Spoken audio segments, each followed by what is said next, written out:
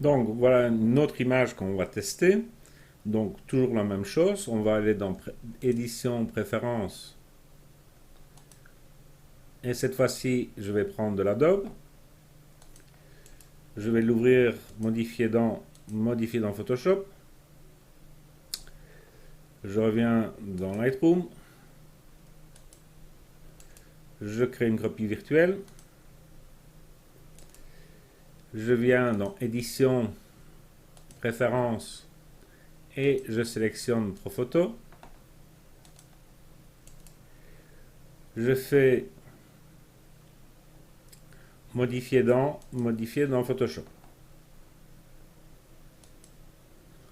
Donc, on se retrouve bien avec une photo en Profoto et une en Adobe RGB. Mon écran ne gère que le RGB. Comme tout à l'heure, on va faire la même chose, c'est-à-dire qu'on va prendre ici un luminosité contraste et on va lui mettre, je vais dire, moins 150. Et on prend la seconde, on prend la luminosité contraste et on va lui mettre un moins 150. On va afficher les deux photos une à côté de l'autre.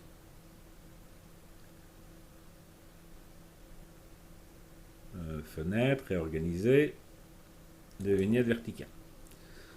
Donc, ça, c'est le bleu du ciel obtenu en Profoto. Ça, c'est le bleu du ciel obtenu en Adobe.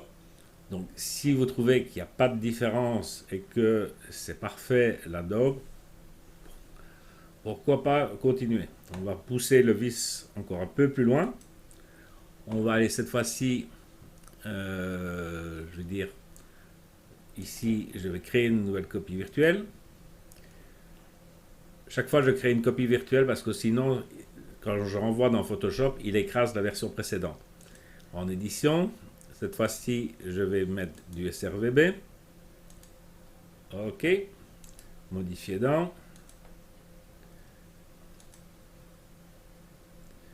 Et cette fois-ci, on revient dans Photoshop où j'ai ma photo qui est ici, qui est bien en sRGB. Là aussi, on est parti, luminosité contraste, moins 150.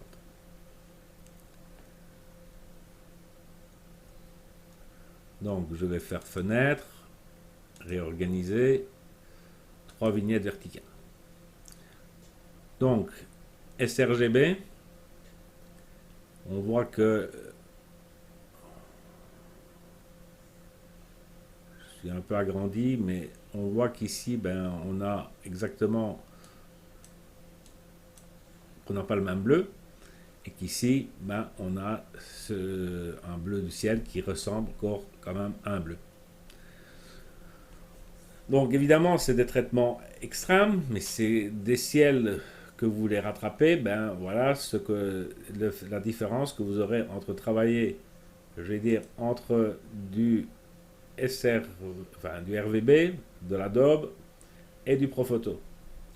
Maintenant, si vous trouvez qu'il n'y a aucune différence, parfait pour moi.